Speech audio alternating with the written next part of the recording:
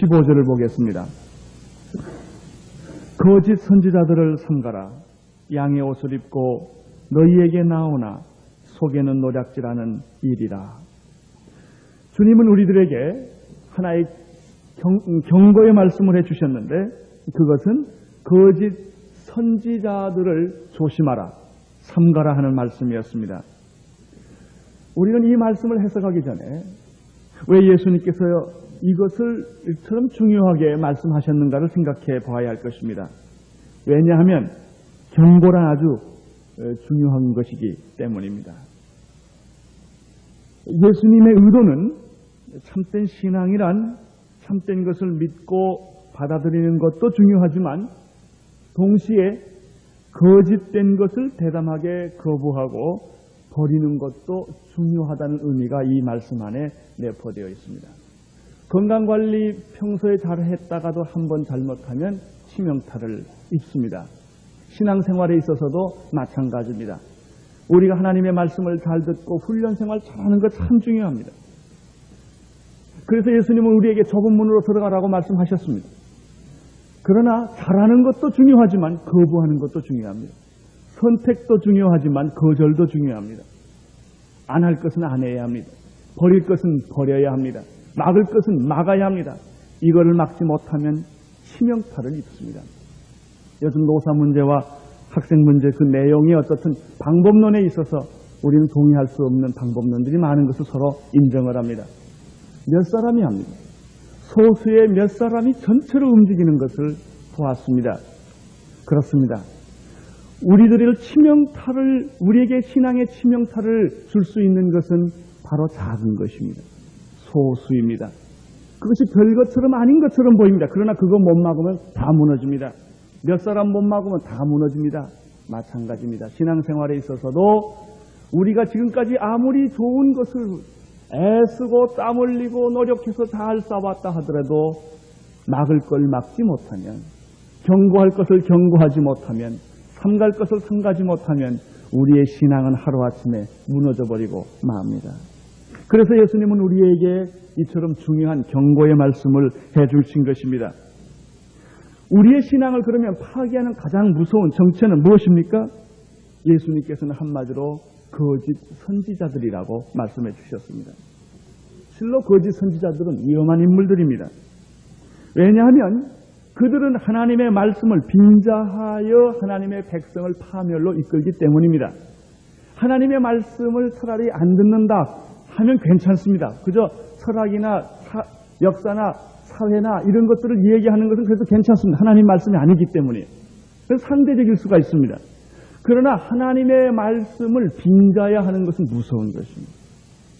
하나님의 말씀을 빙자하여 자기의 생각을 말하게 될 때 여기에 위기가 있습니다. 이것이 아주 우리 신앙생활을 결정적으로 잘못 이끌게 되는 것입니다. 그래서요, 모든 신학교에서 일어나는 것하고 모든 학교에서 일어나는 것하고 신학교에서 일어나는 것은 다릅니다. 똑같은 학교지만 왜냐하면 신학교는 하나님의 말씀을 가르치는 것이기 때문에. 교회에서 일어나는 것하고 세상에서 일어나는 것이 다 사람 사는 것이 비슷한 것 같지만 다릅니다. 왜냐하면 교회는 하나님의 말씀이 선포되는 것이기 때문입니다. 하나님의 말씀을 받았다고 하면서 자기의 생각을 말하는 것, 이것은 큰 위기입니다. 이것은 한 개인의 신앙을 파괴할 뿐만 아니라 이스라엘의 역사의 경우에 보면 한 민족의 신앙까지, 한 국가의 운명까지도 파괴시켰던 예를 얼마든지 볼 수 있습니다. 예수님은 우리의 사복음서에서 예수님이 하신 말씀을 보면 놀랍게도 예수님이 여러 번 이 회칠한 담과 같은 위선자들, 거짓 사도들, 거짓 선지자들에 대해서 예수님이 여러 번 경고한 것을 보게 됩니다. 뿐만 아니라 신약의 서신서들에 의하면은 거짓 사도, 거짓 선생, 적 그리스도라는 표현을 자주 쓰고 있는 것을 보며 계시록까지 서신서에는 거의 예외 없이 다 이 문제를 이단에 대해서, 적 그리스도에 대해서, 거짓 선생, 거짓 사도, 거짓 선지자들에 대해서 이야기하고 있는 것을 봅니다. 오늘 예수님께서 15절에서 거짓 선지자들을 삼가라. 양의 옷을 입고 너희에게 나오나 속에는 노략질하는 일이라는 말씀을 해주셨습니다. 예수님은 우리들의 신앙생활을 잘하기 위해서는 좁은 문으로 들어가는 것과 동시에 거짓 선지자들을 경계하고 구별하고 그들을 삼가는 일이 중요하다고 말씀하셨습니다. 이제 그러면 거짓 선지자들이 도대체 어떤 사람들인가를 성경에서 찾아보겠습니다. 거짓 선지자들은 첫째, 성경에 보면 하나님의 말씀을 받지 않았음에도 불구하고 받은 것처럼 예언하는 사람들입니다. 다시 하겠습니다. 거짓 선지자란 하나님의 말씀을 받지 않았음에도 받은 것처럼 말하는 사람을 가리켜 거짓 예언자다라고 말합니다. 예레미야 23장 16절에 이런 사람에 대해서 쓰고 있습니다. 만군의 여호와께서 이같이 말씀하시느니라. 너희에게 예언하는 선지자들의 예언을 듣지 말라. 고린도전서 14장에는 예언을 사모하라고 그랬는데 여기서는 예언자들의 말을 듣지 말라고 그랬습니다. 그들은 너희에게 헛된 것을 가르치나니 그들의 말한 묵시는 자기 마음으로 말미암은 묵시요 여호와의 입에서 나온 것이 아니라 자기 느낌이라는 얘기입니다. 자기 생각이라는 것입니다. 자기 마음으로부터 나온 생각이라는 것입니다. 이것은 하나님께서 친히 가르쳐 주신 말씀이 아니라는 것입니다. 비슷하다고 하는 것입니다. 자기 마음으로 말미암은 묵시, 이것을 사람들이 말한 것입니다. 물론 이 사람이 한때는 하나님의 말씀을 과거에 들었는지 모릅니다. 그러나 그 말씀이 걷어갔다면 그는 침묵해야 합니다. 그는 과거에 하나님의 능력을 받아 병을 고쳤고 기적을 행한 사람이었는지 모릅니다. 그러나 하나님께서 그것을 거두어갔다면 그는 침묵해야 합니다. 하나님이 거두어갔음에도 불구하고 계속 자기가 하나님의 음성을 듣는 것처럼 하나님의 예언을 말하는 것처럼 하나님의 생각을 전하는 것처럼 말하는 것, 이것이 거짓 선지자들입니다. 이것은 아주 무서운 일입니다. 요즘 기독교 일각에서 이단들이 일어나는 것은 말할 것도 없지만 심지어 세상의 철학과 사상을 성경의 말씀과 혼돈하여 하나님의 말씀을 혼잡게 하고 변질시키는 사람들을 허다하게 보게 됩니다. 예레미야 23장 25절에는 내 이름으로 거짓을 예언하는 자들은 그 마음에 간교한 것을 예언한다고 말했습니다. 이 말은 무슨 말이냐면 하나님의 음성이 아닌데 자기의 마음에 느끼는 대로 생각하는 대로 설교를 합니다. 그것을 가르칩니다. 성경을 가르칩니다. 그걸 얘기를 합니다. 왜 하는 줄 아세요? 자기 마음에 간교한 것을 한다고 그랬어요. 이 뜻이 뭐예요? 어떤 목적이 있다는 것입니다. 어떤 의도가 있다는 거예요. 저 사람한테 돈을 좀 얻어야 되겠다. 저 사람한테 어떤 이익을 얻어야 되겠다. 그렇게 이런 동기가, 나쁜 동기가 속에 있을 때 그것을 하나님이 말씀한 것처럼 빙자해서 이야기를 하기 시작한다는 것입니다. 그것이 바로 거짓 예언자들의 특성입니다. 그들이 자기의 마음속에 일어나는 생각들을 간교한 생각, 간교한 것을 예언한다. 듣는 사람은 모릅니다. 그러나 자기는 어떤 의도를 가지고 그 얘기를 이렇게 하기 시작을 하는 것입니다. 가장 무서운 타락은 말씀의 타락입니다. 가장 큰 위기는 말씀의 위기입니다. 가장 큰 갈증은 말씀의 갈증입니다. 그렇기 때문에 교회는 하나님의 음성을 분별할 줄 알아야 합니다. 하나님의 뜻을 깨달을 줄 알아야 합니다. 거짓 선지자들이 강단을 지배하고 교회를 지배하고 기독교를 대변할 때 교회는 무능해지기 시작합니다. 교회는 변질해지기 시작합니다. 왜냐하면 그것은 순수한 하나님의 말씀이 아니고 사람의 생각이기 때문입니다. 요즘 우리 기독교 안에 이렇게 섞어놓은 얘기들이 참 많습니다. 한 3가지 유형이 됩니다. 첫째 유형은 하나님의 말씀과 이데올로기를 섞어놓은 것입니다. 하나님의 말씀과 사회, 사상을 섞어놓은 것입니다. 그래서 인권과 민주화 많은 것들을 이 성경과 섞어놔서 사람을 혼돈하게 만들어놨습니다. 또 한 가지가 있습니다. 그것은 하나님의 말씀과 기복신앙을 섞어놓은 것입니다. 예수 믿으면 병 낫고 잘되고 부자가 되고 만사 형통하는 것으로 섞어놨습니다. 그래서 순수한 하나님의 말씀이 이러한 기복신앙과 섞어지는 것을 볼 수가 있습니다. 또 한 가지가 있습니다. 하나님의 말씀과 적극적 사고방식, 다시 말하면 최면술과 하나의 이 신명술과 섞어놨습니다. 그래서 믿으면 된다, 하면 된다, 못하는 것이 없다, 적극적으로 생각해라, 창조적으로 생각해라, 이렇게 해서 이런 것과 섞어놓은 것입니다. 어디서부터 어디가 하나님의 말씀이고 어디서부터 어디가 하나님의 말씀이 아닌가를 구분하기 어렵게 되었습니다. 사람들은 자기 생각에 들어보니까 자기 생각과 비슷합니까? 합니다. 그래서 그 말이 옳다는 얘기입니다. 왜? 자기 경험과 맞기 때문에, 자기가 배웠던 세상의 철학과 세상의 경험과 그것이 맞아 들어가기 때문에 그 설교가 그럴듯하다는 것입니다. 그 가르침이 그럴듯하다는 것입니다. 그리고 오늘의 현실에 적당하다는 것입니다. 우리는 이러한 혼돈이 요즘에 교회 안에, 설교 안에 극도로 혼돈되어 있는 것을 우리가 목격하게 됩니다. 왜 그렇습니까? 자기 생각을 하나님의 말씀에 섞어놨기 때문에.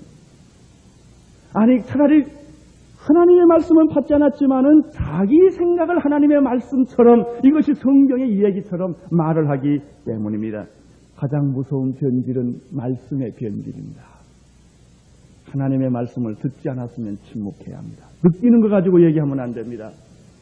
자기가 그것을 많이 생각했다고 하나님의 뜻이 아닙니다. 가장 위험한 사람은 자기 생각이 곧 하나님의 생각이라고 단정하는 사람입니다. 두 번째, 거짓 선지자들은 어떤 사람인가? 이 성경에 보면은 거짓 평화를 말하는 사람이라고 말했습니다. 에스겔서 13장 10절에 보면은 내 백성을 유혹하여 평강이 없으나 평강이 있다 함이라. 혹이 담을 쌓을 때 그들이 회치를 하는도다. 이런 표현이 있습니다. 평강이 없는데 평강이 있다고 자꾸 말합니다. 지금은 심판의 때인데 지금은 축복의 때라고 말을 합니다. 지금은 회개해야 할 때인데 하나님께서 지금은 너에게 축복을 준다고 말을 합니다. 이것이 평강이 없는데 평강의 때라고 말합니다. 곧 전쟁이 임할 것인데 전쟁이 없다고 말합니다. 이거 다 위장된 평화입니다. 성경에 보면은 약 10가지 정도의 대예언이 앞으로 이루어집니다. 교회, 휴거, 대환란, 심판, 여러 가지가 있습니다. 그 중에 하나가 거짓 평화의 시대가 옵니다. 평화로운 사람만이 평화를 만듭니다. 평화가 없는 사람은 절대 평화할 수 없습니다. 나쁜 사람이 평화는 안 됩니다. 좋은 사람이 해야 평화가 됩니다. 그러나 지금은 동서가 만나고 있습니다. 남북이 만나고 있습니다. 이것은 거짓 평화일 수 있습니다. 왜? 나쁜 사람들이 평화를 말하기 때문입니다. 사람들은 그러나 거기에 홀딱 빠지고 맙니다. 그것이 진짜 평화인 줄 압니다. 여러분, 본질이 못된 사람이 회개하기 전에 어찌 평화가 있겠습니까? 말로 평화하는 것은 평화가 아닙니다. 평화에 조인한다고 해서, 도장 찍는다고 해서 평화가 오지 않습니다. 평화란 평화로운 사람이 할 때 평화가 생깁니다. 평화란 마귀는 평안을 줄 수 없습니다. 하나님이 평화를 주는 것입니다.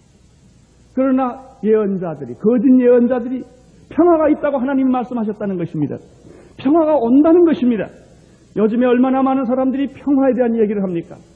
그러나 평화의 껍질을 이야기할 뿐이지 본질은 계속해서 투쟁이요, 미움이요, 싸움이요, 악의다툼이요, 정권 탈취입니다. 그것밖에는 없는 것입니다. 이 성경이 재밌습니다. 거짓 예언자들은 평화를 예언하는 자들인데 거짓 평화는 어디서 오는지 압니까? 거짓 예언에서 옵니다. 진짜 하나님의 말씀을 받았다면 거짓 평화를 선포할 수 없습니다. 그러나 간교한 마음에 따라서 자기의 어떤 이익을 위해서 거짓 예언을 하고 자기 마음의 묵시에 따라 예언한 사람들은 그 결과를 거짓 평화를 줄 수밖에 없습니다. 이것이 바로 뭐냐면은 창세기 3장에서 뱀이 내가 이 선악과를 먹으면 내가 하나님처럼 될 것이다라는 유혹입니다. 사탄은 우리에게 놀라운 유토피아를 줍니다. 사탄은 우리에게 놀라운 환상의 세계를 줍니다. 이렇게 가면 될 것이라는 것입니다. 내가 이 약을 먹으면 너는 천국을 경험할 것이다 라고 하면서 마약을 주는 것입니다. 이걸 먹어라, 너는 그러면 놀라운 신비의 세계를 경험하게 될 것이다. 그 약을 먹으면 그 세계는 경험할지 모르지만 마귀의 세계요, 나중에 죽음의 세계로 들어가고 마는 것입니다. 하나님의 말씀이 아닌 자기의 생각과 세상의 철학과 또는 이데올로기에 의하여 설명된 거짓 예언, 그것은 거짓 평화를 말할 수밖에 없습니다. 8절에 너희가 허탄한 것을 말하며 거짓된 것을 보았은즉 내가 너희를 치리라 하나님은 말했습니다. 이 얼마나 무서운 일입니까? 그래서 재미있는 표현은 아까 제가 읽어드린 13장 10절입니다. 그래서 거기 보면은 평화가 없는데 평화가 있다고 합니다. 그러면서 이렇게 말해서 혹이 담을 쌓을 때 그들이 회치를 하는도다. 여러분 지금 담이 있습니다. 근데 이 담이 지금 다 부서지게 됐습니다. 밀면 넘어질 수밖에 없는 아주 썩은 담입니다. 그런데 사람들은 그 담을 고칠 생각을 하지 아니하고 담에다가 색칠을, 페인트 칠하는 것입니다. 왜? 아주 여리고성처럼 튼튼한 담같이 또 미술을 잘했겠지요. 거기다가 다 이렇게 미술 이렇게 포장지를 잘 만들어서 담에다가 칠을 했습니다. 그 얘기입니다. 혹이 담에다가 칠을 하는도다 그랬습니다. 하나님은 11절에서 이렇게 말을 합니다. 그러므로 너는 회칠하는 자에게 이르기를 그것이 무너지리라. 너는 지금 칠을 하지만 그것은 무너질 것이다. 폭우가 내리며 큰 우박덩어리가 떨어지며 폭풍이 열파하리니 12절에 그 담이 무너진다고 말했습니다. 여러분, 담이 썩었으면 담을 고쳐야지 칠을 하면 어떻게 되겠습니까? 그러나 많은 사람들은 담을 고칠 생각을 하지 아니하고 페인트 칠만 열심히 합니다. 사람이 회개하기를 원치 아니하고 겉모양만 열심히 고칩니다. 그렇다고 사람이 고쳐집니까? 교회 왔다 갔다고 한다고 해서 교회에서 여러분이 고쳐집니까?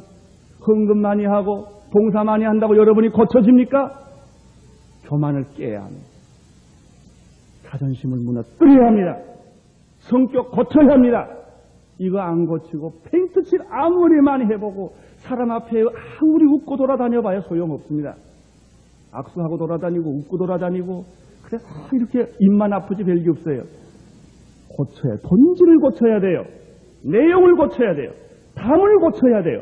페인트 칠하는 거 아무 소용없어요. 근데 사람들은 페인트 칠만 한다고 그랬습니다. 그 다음에 성경이 뭐라고 말했습니까? 담이 무너지고 난 다음에 사람들이 이렇게 말합니다. 그 다음에 칠한 회가 어디 갔느냐 이렇게 묻는다는 것입니다. 하나님은 거칠애를 싫어합니다. 거짓 예언을 싫어하십니다. 거짓 평화를 싫어하십니다. 13절에 하나님은 그러므로 나 주 여호와가 말하노라. 내가 분노하여 폭풍으로 열파하고 내가 진노하여 폭우를 내리고 분노하여 큰 우박덩어리로 헤매라리라. 회칠한 담을 내가 이렇게 합하여 이 땅에 넘어뜨리고 그 기초를 드러낼 것이라. 담이 무너진 즉 너희가 그 가운데서 망하리라. 나 여호와의 말이다. 내가 여호와인 줄을 너희가 알지어다. 두 번째는 거짓 예언자, 회칠하는 사람이요, 거짓 평화를 말하는 사람이요, 눈 가리는 사람이요, 근본을 고치지 않는 사람입니다. 예레미야 8장 11절에도 이렇게 말을 했습니다. 그들이 딸 내 백성의 상처를 심상히 고쳐주며 말하기를 평강이다 평강하다 하나 평강이 없다 이렇게 말했습니다. 병 고쳐주면서 평안이 그대에게 있을지어다. 근데 평화가 없다는 것입니다. 사랑하는 성도 여러분, 오늘 교회 여러분들이 잘 오셨습니다. 왜 오셨습니까? 무엇 때문에 이 교회까지 오셨습니까? 좋은 소리만 듣기 위해 오지 마십시오. 위로의 말만 듣기 위해 오지 마십시오. 여러분, 하나님은 여러분을 고치기 위해서 쓴소리를 하겠습니까? 단소리를 하겠습니까? 물론 단소리가 할 때가 있을 것입니다. 그러나 우리는 쓴소리를 들어야 합니다. 만약 우리가 완전한 의인이라면 하나님이 우리에게 쓴소리 할 필요가 없을 것입니다. 그러나 듣기 싫은 소리 들어야 합니다. 가슴을 후비는 소리를 들어야 합니다. 그래야만 내가 고치기 때문입니다. 고쳐줘야 합니다. 하영조 목사의 설교를 듣고 고치는 것이 아닙니다. 하나님의 음성을 듣고 여러분이 변화받아야 합니다. 이게 중요한 것입니다. 변화되지 않는 그리스도인, 그는 자기를 기만하는 그리스도인입니다. 세 번째, 거짓 예언자란 성경에 의하면 어떤 자인가? 오늘 예수님이 말씀하신 부분입니다. 15절에 거짓 선지자들을 삼가라. 그 사람들은 누구의 옷을 입었습니까? 양의 옷을 입었다 그랬습니다. 양의 옷을 입고 우리에게 나오는데 그 사람의 속에는 무엇이 있습니까? 노략질하는 이리가 있습니다. 다시 말하면 자기가 파멸되는 게 중요하지 않고 다른 사람 신앙까지 다 끌고 넘어지는 사람이에요. 그런 사람이 있어요. 자기 혼자 잘 안 믿으면 괜찮겠는 남까지 못 믿게 하는 사람이에요. 괜히 쑥닥쑥닥 거려가지고 남 의심하게 만들고 없는 스캔들을 만들어가지고 다른 사람 또 괴로워하게 만들고 이렇게 돌아다니면서 남을 괴롭게 하는 사람들이 있어요. 다른 사람 신앙까지 다 끄집어들어요. 자기의 갈등을 다른 사람한테 다 전해주는 사람이 있습니다. 자기의 믿음 없는 것을 다른 사람에게 전부 나눠주는 사람이 있습니다. 그 사람의 이유는 간단합니다. 여러분, 우리가 하나님처럼 되는 게 좋을까요? 하나님이 우리처럼 되는 게 좋을까요? 하나님이 내 수준으로 오는 게 좋을까요? 내가 하나님 수준으로 올라가는 게 좋을까요? 사람들은 자기를 고치기를 거부하기 때문에, 자기가 변화되기를 거부하기 때문에 자기보다 믿음 있는 사람은 어떻게 해서든지 끌어서 자기처럼 만드는 겁니다. 이 얼마나 못된 사람들입니다. 자기가 믿음 좋은 사람을 따라갈 생각을 안 합니다. 인격과 훌륭한 겸손을 가진 사람을 따라가기보다는 다 자기처럼 만드는 것입니다. 하나님도 자기처럼 만드는 것입니다. 예수님도 자기처럼 만들고 싶은 것입니다. 그래서 자기가 못 믿는 것은 다 성경이 가짜입니다. 틀린 것입니다. 자기가 이해하지 못하는 것은 성경이 다 틀린 것입니다. 자기가 이해하는 것만 성경이 옳다고 주장하기가 쉽습니다. 왜 그렇습니까? 자기가 회개하기 싫기 때문입니다. 자기가 바꿔지기가 싫기 때문에 이런 결과가 오는 것입니다. 그런데 이 사람들은 재미있습니다. 양의 옷을 입었다고 말했습니다. 다시 말하면 언제나 천사처럼 나타납니다. 웃으면서 나타납니다. 그래서 착하고 순진한 성도들은 속고 피해를 봅니다. 거짓 예언자란 부패하고 썩은 사람이란 뜻이 아닙니다. 부패하고 썩었다는 건 처음은 좋았는데 나중에 부패하고 썩었다는 뜻입니다. 거짓 예언자란 신앙이 근본적으로 잘못된 사람입니다. 그러므로 그것은 회개하고 고쳐야 합니다. 별 수가 없습니다. 사람의 그 인간 안에는 누구를 막론하고 못된 게 있습니다. 아주 못된 게 있습니다. 이것이 꺾어져야 합니다. 이것이 깨져야 합니다. 그래야만 변화가 옵니다. 특별히 거짓 예언자들은 구분하기가 어렵습니다. 아주 미묘합니다. 그래서 우리는 특별한 주의를 가지고 영적인 분별력을 가지고 이것을 구분해야 합니다. 그래야만 우리의 신앙이 새로워집니다. 이렇게 생각을 해보겠습니다. 이 거짓 예언자들은 겉으로 참 구분이 안 됩니다. 교회 출석을 잘합니다. 봉사도 잘합니다. 말도 잘합니다. 어떤 경우에는 예의 바릅니다. 인간미가 넘칩니다. 인정도 있습니다. 아주 휴머니즘이 강합니다. 약자 편에 섭니다. 굉장히 멋있잖아요. 아니 이런 그 노략질하는 이 일이 이 거짓 예언자가 좀 이빨도 이렇게 좀 두 개 나오고 좀 이렇게 눈도 탁 올라가고 싸납게 생겼으면 빨리 알 텐데 그렇게 안 생겼어요. 아주 점잖게 생겼어요. 그게 문제입니다. 그게 더 알아보기 어렵다는 것입니다. 성경에 대해서도 해박합니다. 성경을 가르칩니다. 설교도 잘합니다. 이론도 정연합니다. 그럼 어떻게 구분을 하겠어요? 여기에 문제가 있습니다. 그런데 거짓 예언자들은 겉모양은 다 비슷하게 잘합니다. 그런데 가만히 보면 문제는 그 내용입니다. 이 사람은 이야기를 많이 하는데 하나님에 대한 얘기는 많이 안 합니다. 성경에 대한 지식은 많이 얘기하는데 성경의 깊은 진리에 대해서는 타치를 하지 않습니다. 하나님에 대한 관심보다는 인간에 대한 관심이 많습니다. 성경에 대한 관심보다는 상황에 대한 관심을 많이 갖습니다. 그 사람의 설교를 들어보면 심리학도 있습니다. 사회학도 있습니다. 철학과 역사, 문학도 있습니다. 정치와 경제도 있습니다. 그의 설교는 인권도 있고 민주화도 있고 인관화도 있습니다. 그리고 애국도 있고 통일도 있습니다. 그런데 예수가 없습니다. 복음이 없습니다. 이것이 노략질하는 일입니다. 이것이 거짓 선지자입니다. 그는 하나님의 거룩과 공의와 사랑과 용서에 대해서 말을 잘하지 않습니다. 십자가와 부활에 대해서 이야기를 잘하지 않습니다. 천국과 지옥에 대한 설교도 하지 않습니다. 멋있게 했습니다. 그런데 내용에 복음이 없습니다. 이 사람의 설교를 계속 듣고 있으면, 이 사람의 가르침을 계속 받고 있으면 나중에 신앙 다 팔아먹고 맙니다. 한 3년 몇 년 지나고 처음에는 몰라요. 그러나 오랜 세월을 지나놓고 보니까 자기 안에 믿음이 하나도 없어졌어요. 하나님을 사랑하는 마음도 없어졌어요. 헌신하는 마음도 없어졌어요. 이것은 여러분의 신앙이 노략질 당한 것이에요. 멋있게, 합리적으로, 설득력 있게 여러분은 신앙을 잃어버린 것입니다. 이것을 가리켜 예수님이 거짓 예언자다, 노략질하는 일이다, 그런 말을 했습니다. 그것은 여러분 자신을 돌이켜보면 합니다. 과연 내 신앙은 과거보다 나아졌나? 나는 분명히 이 자리에서 이런 얘기를 하고 싶습니다. 여기에서 1년, 2년, 3년이 지났는데도 우리 교회에서 신앙이 자라지 않는다. 내가 잘못했든지 여러분이 뭐가 잘못한 거. 나는 설교를 더 이상 할 이유가 없는 것입니다. 변하지 않는다. 하나님의 말씀이 아니라는, 우리가 사람의 소리를 듣기 위해 여기 온 것이 아니기 때문입니다. 우리가 예수 믿은 지 3년이 지났는데도 내 생애가 변하지 않고 성격이 변하지 않고 삶이 변하지 않았다면 심각한 문제입니다. 그것은 종교 무감각증에 걸리기 시작한 것이기 때문에. 그렇게 해서 10년, 20년, 30년 믿어봐요. 여러분에게는 아무 의미가 없습니다. 이 사람은 성경에 대해서 이야기를 합니다. 그러나 성경의 핵심적인 진리에 대해서는 회피합니다. 기독교에 대해서 냉소적인 것도 아닙니다. 그러나 적극적으로 하나님의 말씀을 증거하지도 않습니다. 재미있는 것은 이 사람의 특징은 이런 사람들이 하나님에 대해서 얘기할 때 사람들이 그 말씀을 듣고 두렵고 떨리는 분위기를 못 갖습니다. 하나님에 대해서 농담은 잘합니다. 그러나 성경은 항상 농담식으로 해요. 하나님에 대해서 농담을 합니다. 이 사람이 하나님에 대한 얘기를 하는 사람들이 경외하고 두렵고 거룩을 느끼는 그런 분위기는 전혀 찾아볼 수 없게 됩니다. 그는 성경의 독특하고 두드러진 진리에 대해서는 말하지 않습니다. 항상 보편 타당성 있는 것만 골라서 얘기합니다. 십자가는 얘기를 할 수 있습니다. 그러나 부활은 얘기하지 않습니다. 슈퍼스타가 그런 것입니다.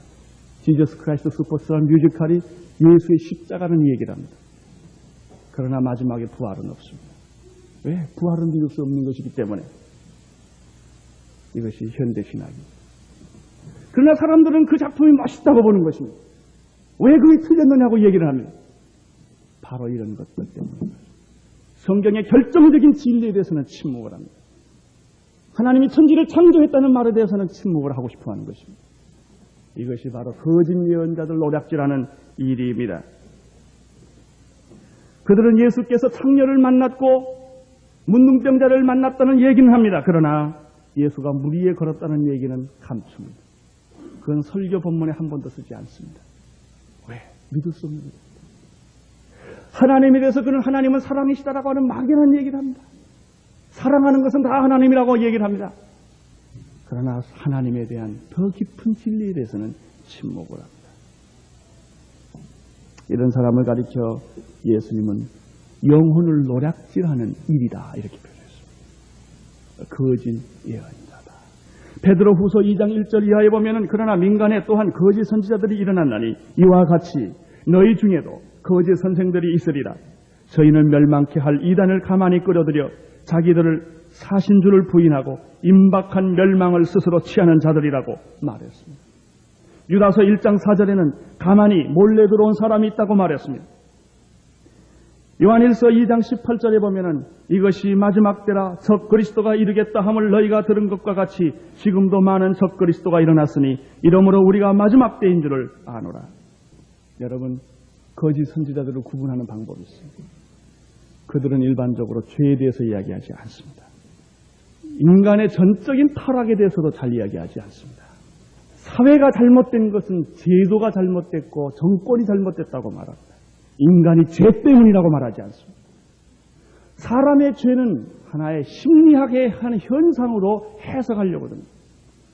성적인 본능은 누구든지 가지고 있는 것이 아니냐. 그런 상황에서는 가늠할 수밖에 없다. 이렇게 합리화합니다. 이것이 사람의 죄 때문에 그렇다 이런 얘기하지 않습니다. 그런 얘기를 거부하고 제도를 고쳐야 된다고 말하고 정치 체제를 바꿔야 된다고만 얘기를 합니다. 인간이 죄라는 얘기를, 인간이 죄인이라는 얘기를 그는 거부합니다. 그렇기 때문에 거짓 선지자들은 예수의 유일성에 대해서 이야기하지 않습니다. 예수만이 구원이다 이렇게 말하는 것에 대해서 부인도 않지만 긍정도 잘 하지 않습니다. 그런 얘기는 뚝 빼버리는 것입니다. 그리고 예수님은 사랑이시다. 예수님은 억눌린 자를 위해서 오셨다. 이런 얘기를 많이 하는 것입니다. 기독교의 핵심 진리는 자꾸 피하는 것입니다. 절대적인 진리에 대해서는 부담을 느끼기 때문에 말을 하지 않습니다. 십자가는 얘기하지만 부활을 어떻게 얘기하면 부활은 사실이냐 아니냐를 묻지 말자는 얘기입니다. 왜? 믿을 수 없기 때문에. 믿을 수도 없고 안 믿을 수도 없기 때문에. 부활이란 의미가 중요한 것이지 사실은 별로 중요한 거 아니야. 우리도 부활 신앙을 가지고 살면 된다. 이렇게 슬쩍 도망갑니다. 이게 비슷한 얘기입니다. 그러나 결정적으로 중요한 얘기입니다. 그들은 천국과 지옥을 설교하지 않습니다. 그들은 주님이 다시 온다는 설교도 관심이 없습니다. 그들은 영원한 심판이나 영원한 삶에 대해서도 말하지 않습니다. 이런 영적인 것을 이야기를 하지 않습니다. 이렇게 될 때 이런 것을 주장하는 신학교는 인간적인 신학교가 됩니다. 인간적인 과마력은 있으나 영적인 지도자는 나오지 않습니다. 100년 전에 선교사들이 기도하며 눈물을 흘려서 만들었던 요즘 미션 스쿨들이 다 어떻게 됐습니까? 이화대학교, 연세대학교, 숭전대학교, 거기에 영적인 기운이 있습니까? 없습니다. 이제는 다 보통 학교가 되었습니다. 하나님 믿는 것이나 안 믿는 거나 상관없는 학교로 다 변해버리고 만 것입니다. 거기에 영성이 있지 않습니다. 하나님의 말씀이 살아있지 않습니다. 기도하는 사람은 바보 취급당합니다. 왜 그렇게 되었습니까? 오랜 세월 동안 이런 잘못된 생각들이, 사상들이 지배했기 때문에 이런 것들이 교회를 지배할 수 있습니다. 오늘 교회 강단마다 이런 변질된 메시지, 이런 타협된 메시지, 정치, 심리학, 최면학, 여러 가지 기복신학 이런 것들을 다 섞어놓고 하나님의 말씀을 적당하게 만들어 놓은 것들이 계속해서 먹였기 때문에 올바른 하나님의 사람들이 생기지 않는다는 것입니다. 그래서 예수님은 거짓 선지자들을 삼가라. 저들은 양의 옷을 입은 노략질하는 입이다라는 말씀을 예수님께서 그래서 하신 것입니다. 이렇게 볼 때 그들은 하나님의 영광을 위해 산다거나 그리스도를 위해서 죽는다는 것은 생각도 못 해볼 일입니다. 그래서 그 사람들이 웃기게 생각하는 것은 선교사들입니다. 그걸 과거의 식민지 시대적 선교사지 그런 건 다 좋지 않는 것이다 이런 얘기를 합니다. 왜 그런지 아십니까? 선교사는 생명 걸고 가야 되거든. 생명을 걸어야 할 만한 내용이 없어요. 그 사람들은 그리스도를 위해서 고난을 받는다거나 억울함을 당한다거나 헌신하는 것은 염두에 두지 않습니다. 그런 사람이 자기 자녀 신학교 보내겠습니까? 어림도 없습니다. 안 보냅니다. 왜? 그럴 만한 가치가 없기 때문에. 이것이 오늘 현대 전반적인 분위기입니다. 교회의 전반적인 분위기입니다. 예수 믿는 사람들은 많습니다. 교회 가보십시오. 우리 교회뿐만 아닙니다. 어느 교회든지 구름대처럼 교회에 사람들이 몰립니다. 그러나 정말 헌신된 그리스도인이 있을까요? 자리 하나 불편하면 가는 사람들입니다. 더울 때 에어컨 안 주고 추울 때 난방 안 주면 불편해서 가는 사람들입니다. 그분들에게 헌신이 있을까요? 없습니다. 왜? 참 믿음이 없기 때문에 고난을 겪고 오해를 받고 그러면서도 주님을 위해서 생명을 바치는 이런 헌신이 오늘 현대에 와서 다 없어졌습니다. 오늘 한국의 초대교회는 이런 위대한 믿음의 스승들이 있었습니다. 감옥에 들어가고 복음을 위해서 신사참배를 거부하고 생명을 걸고 예수 믿었던 믿음의 선배들이 있었지만은 오늘 우리들에게는 이런 신앙들은 찾아보기가 점점 어려워졌다는 것입니다. 왜? 우리 신앙이 다 노략질 당했기 때문에. 이제는 보통 사람이 다 되고 만 것입니다. 믿는 사람이나 안 믿는 사람이나 뭐 별 주장할 것이 따로 없습니다. 그저 너무 심각한 건 다 그냥 빼고 믿자는 겁니다. 예수의 유일성 이것도 빼고 부활도 빼고 다 적당히 빼고 그저 예수 믿고 착하고 그저 나쁜 짓 안 하고 살자는 것입니다. 교회는 무능해질 수밖에 없습니다. 나는 오늘 이 말씀을 들으면서 제가 옛날에 유다서를 설교했던 생각을 다시 했습니다. 가장 무서운 적은 바로 하나님의 말씀을 땅에 떨어뜨리는 자유주의 신앙이다. 하나님을 경외하지 않는 신앙, 성경을 존경하지 않는 신앙, 성경 대신에 다른 것을 대치한 모든 인간적인 사상들, 그것이 아무리 위대한 사상이라도 성경을 대신할 수는 없습니다. 복음화 대신에 인간화를, 민주화를 외치고 성경의 절대의 권위를 고등비평이나 문서서를 인용하여 성경의 진리를 왜곡하고 변질시켰습니다.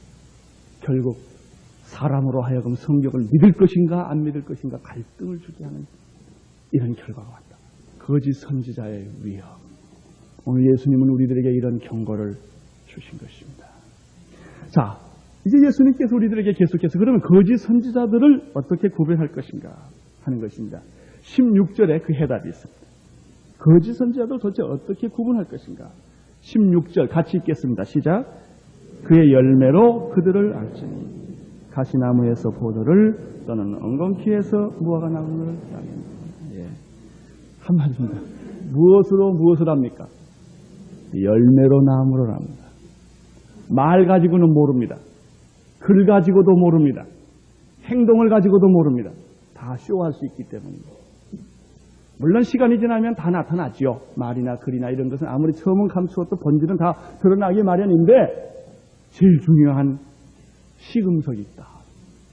열매로 그 나무를 한다. 아주 무서운 말입니다. 여러분 신앙생활에 열매 있습니까?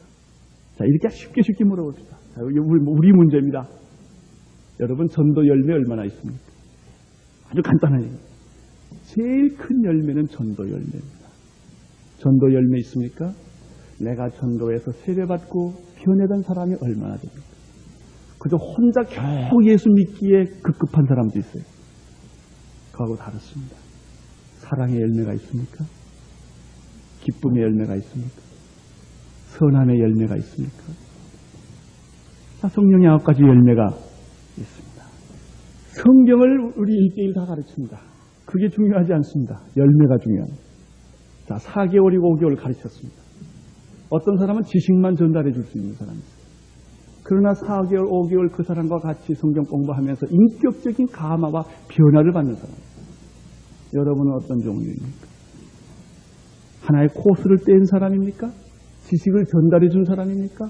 아니면 그 사람의 삶에 예수의 삶을 보여주었고 인격의 변화를 주었습니까? 이 열매입니다. 말하는 거 가지고는 모릅니다. 직분을 가지고도 모릅니다.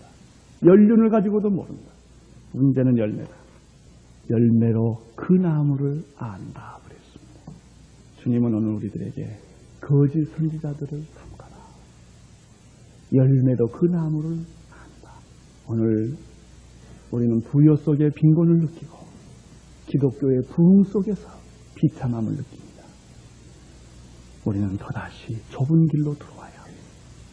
좁은 문으로 들어가야 합니다. 우리를 제한해야 합니다. 복음의 메시지를 분명하게 해야 합니다.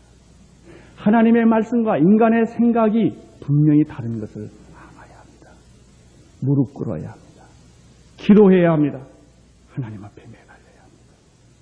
이것만이 오늘 이 시대를 극복하는 비결입니다. 기도하겠습니다. 하나님 아버지, 거짓 선지자들을 삼가라. 저들은 양의 옷을 입은 노략질하는 이리가 그 속에 있다고 했습니다.